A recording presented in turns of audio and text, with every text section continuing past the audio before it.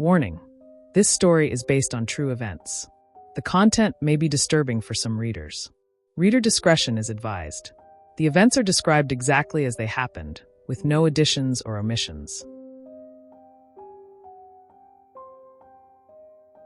Video शुरू करने से पहले मैं आपको बता दूं कि अब हम गिव अवे करने वाले हैं, क्योंकि हमारे सब्सक्राइबर 100 पे पहुंचने वाले हैं। जैसे ही हमारे सब्सक्राइबर 100 पे होंगे, हम गिव अवे कर देंगे किसी एक रैंडम सब्सक्राइबर को जिसने इस वीडियो के नीचे कमेंट भी किया हो और साथ में जिसने हमारे चैनल को सब्सक्राइब भी किया हो। उसको मिलने वाला है एक ऐसा तोहफा जो हिमाचल फ्राइड का पहला अपना खुद का ब्रांड कोलैबोरेशन के साथ मग है।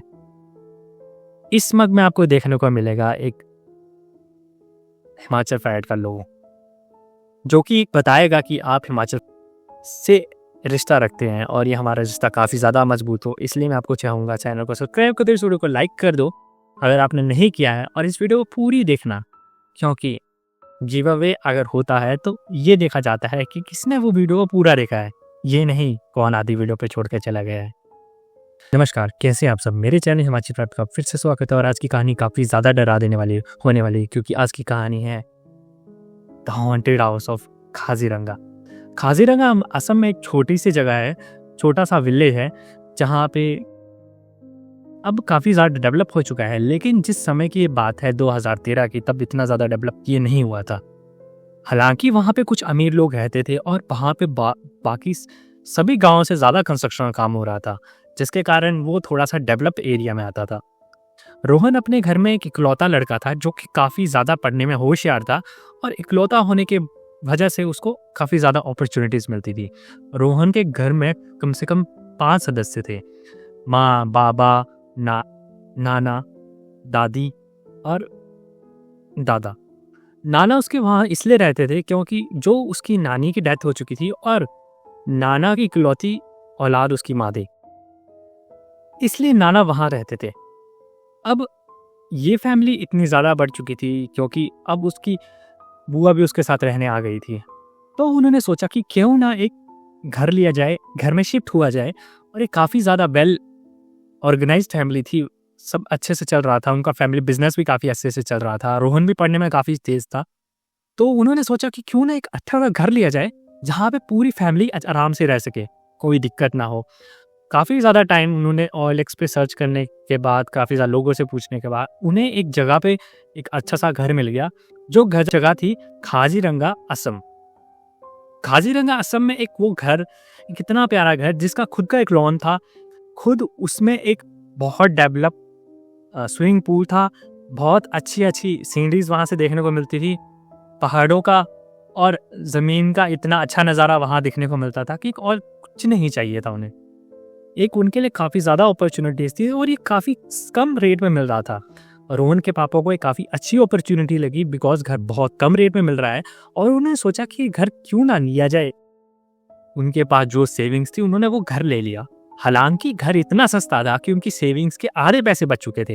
रोहन के पापा बहुत ज़्यादा खुश थे, क्योंकि घर मिलने के बावजूद भी उनके पास काफ़ी ज़्यादा पैसे बच चुके थे, जो उन्होंने घर लेने के लिए ही रखे थे।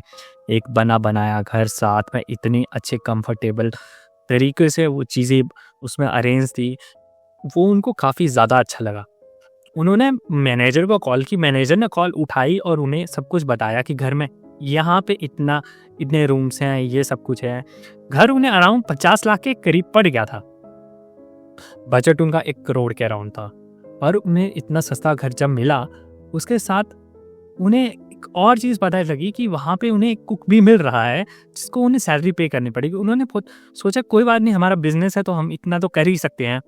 तो वहाँ पे उन्होंने सोचा क्यों ना जाया जाए। रोहन अपने गांव से कम तकरीबन 50-60 किलोमीटर दूर वहाँ पे खाजीरंगा में पहुँच गया।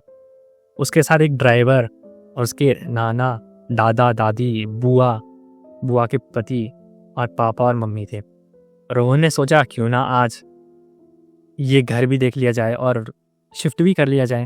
उसने अपने पापा को ये सब बात बताई और पापा ने भी इस बात पे सहमति जता दी। उन्होंने अपना सामान उठाया और ट्रक में लोड करके वहाँ पे खाजीरंगा पे निकल गए। क्योंकि घर रोहन के पापा पहले देखकर आ चुके थे, मैनेजर ने उन्हें सब कुछ अच्छे तरीके से दिखा दिया था और सारी फॉर्मेलिटीज़ पूरी करने के बाद वो घर जाने के लिए तैयार थे। ये सब तैयारी के बीच में रोहन को एक बात खटक रही थी कि इतना सस्ता घर कैसे मिल सकता है। उसे ये सब बारे में कुछ नहीं पता था कि उस घर में है क्या, या उसने वो घर देखा ही नहीं था। रोहन के पापा ने बोला कि एक अच्छी अपॉर्चुनिटी है, एज इफ इस घर का मालिक यहाँ नहीं रहता। वो सब दिन के समय निकले और शाम को वहाँ पे पहुँच चुके थे। रोहन के पापा ने वहाँ पे सामान वगैरह सब रख दिया। झटपट मैनेजर बाहर से आया और उसे सब कुछ डिटेल में बताने लगा कि इस घर में आपको एक कुक मिलेगा और कुक का रूम वहाँ पे है। एक छोटा सा रूम था, बहुत छोटा सा रूम था, वहाँ पे कुक रहता है। उन्होंने बोला कोई बात नहीं।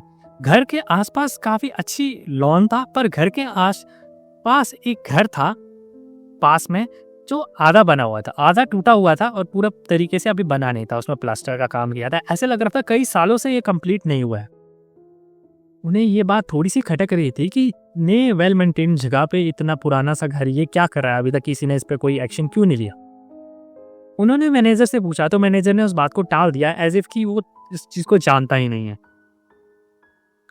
रात बीती तो कुक से खाना बनवाया गया, सबने खाना बैठकर खाया और थोड़ी देर के बाद वो सब सोने के लिए चले गए। रात को जब रोहन के नाना सो रहे थे अपने कमरे में तो उन्हें किसी की खर्राटे की आवाज़ आने लगे। उन्होंने सोचा कि रोहन के पापा के खर्राटे की आवाज़ होगी, पर गौर करने वाली बात ये थी कि आज तक उन्होंने किसी के खर्राटे की आवाज़ नहीं सुनी थी, वो भी इतनी ज़्यादा। उन्होंने उस दिन वो चीज़ नोटिस नहीं किया और सो गए। अगले दिन उन्होंने ये नोटिस किया कि शाम के समय एक औरत उनके घर पे आती है, उनका दरवाज़ा खटखटाती है, उनसे बात करती है, उनके साथ चलती है, उनको बताती है कि वो एज ए मैनेजर की वाइफ है। तो उन्होंने सोचा कि वो मैनेजर की वाइफ है और एज ए मैनेजर नहीं आएगा तो हम उसके साथ ही ये बातें डिस्कशन कर लेते हैं और पेपर वर्क सारा कर लेते हैं। उसने अपना पेपर वर्क के बारे में जब उससे पूछा गया तो उसने बताया कि मैं अभी नहीं कर पाऊंगी क्योंकि मैनेजर तो आया नहीं है और मैनेजर का काम वही करेगा। मैं तो सिर्फ ये बताने के लिए आई हूँ कि इस घर में ये जो चीज़ें हैं, ये फॉर्मेलिटीज़ हैं और ये जो आस पड़ोस के घर हैं, यहाँ पे कैसे कैसे लोग रहते हैं और आपको कैसे कैसे रहना चाहिए और पेपर वर्क में क्या कितना टाइम बचेगा इस बारे में। तो उन्होंने कुक को बोला कि एक खाना plate extra banana because of कि मैनेजर की वाइफ आई है। कुक को कुछ समझ नहीं आया, उसने सोचा चलो बना देते हैं, कोई दिक्कत नहीं है, क्योंकि इसे मैनेजर के बारे में कुछ ज़्यादा पता नहीं था। पर ये का बात कुछ अननोटिसेबल करने वाली थी कि मैनेजर की वाइफ जो है वही रह रही थी। कुक को थोड़ा सा शक हुआ, पर रोहन के पापा ने इतना ज़्यादा सीरियस इस बात को नहीं लिया और उसे वहाँ पे रुकने की इजाज़त दे दी। ये सब जब हुआ तब रोहन को ये चीज़ें बहुत खटक रही थी। जैसे वो रात को सोने के लिए गया, उसको बहुत तेज सर में दर्द उठा, इतना कि उसे सहन नहीं हो पा रहा था। पर रोहन ने एक बार नोटिस की कि उसे स्लीपिंग पैरालिसिस के अटैक पड़ रहे हैं और उसका शरीर नहीं हिल पा रहा है, सर में बहुत तेज दर्द उठ रहा है। ये सब जब उसने हुआ तो उसने एक छवि सी देखी जो उसकी खिड़की के कोने में खड़ी थी। गौर करने पे उसने देखा कि हल्का सा चेहरा जला हुआ है। जब उसने पूरे ध्यान से कोशिश की मुंडी घुमाने की, पर उसकी मुंडी घूम नहीं पाई, और उसने हल्के से जब नोटिस किया तो उसे वो चेहरा कुछ जाना पहचाना लगा। ये सब जब हुआ तो उसने अपने माता पिता को बताया तो उन्होंने बोला कि भ्रम हुआ है तुझे। पर रोहन ने जब सुबह नोटिस किया तो वो शक्ल बिल्कुल मैनेजर की वाइफ जैसी लग रही थी। ये सब जब हुआ तो कुछ ऐसा घटा नहीं जिसकी वजह से उन्हें डर लगे। पर रात को जब उसके नाना सो रहे थे तो किसी ने उसके नाना की गला दबाकर मारने की कोशिश की। जब नाना की आंखें खुली तो नाना को भी ऐसा लगा कि वो चेहरा कुछ जाना पहचाना है, शरीर फिर भी नहीं हिल रहा था।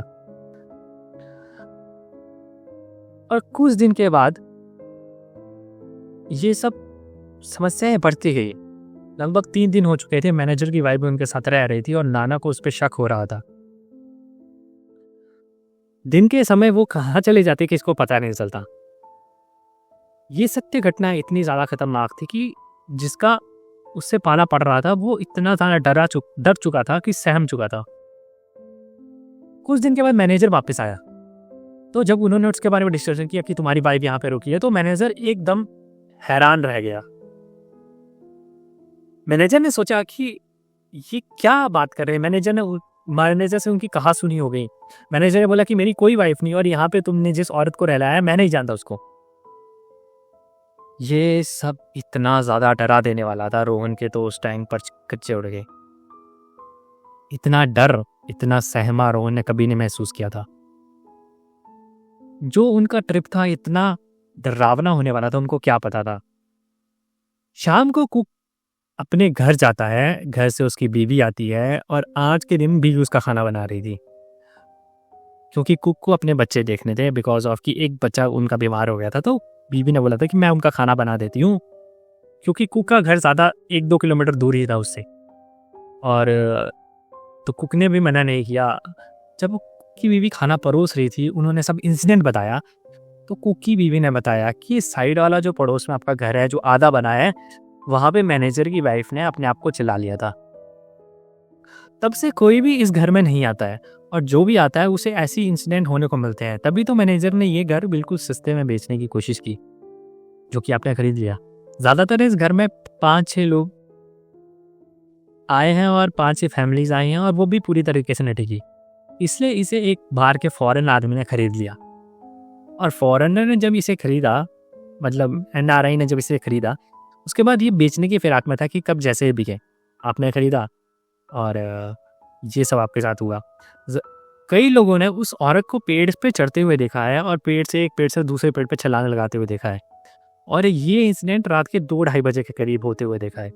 जो भी इस घर में टिका है या इसके आस पड़ोस के घर है, वहाँ पे ये चीज़ें नोटिस की गई हैं, पर किसी ने उसको अब किसी को हार्म करते हुए नहीं देखा, या किसी को इसने हार्म नहीं किया।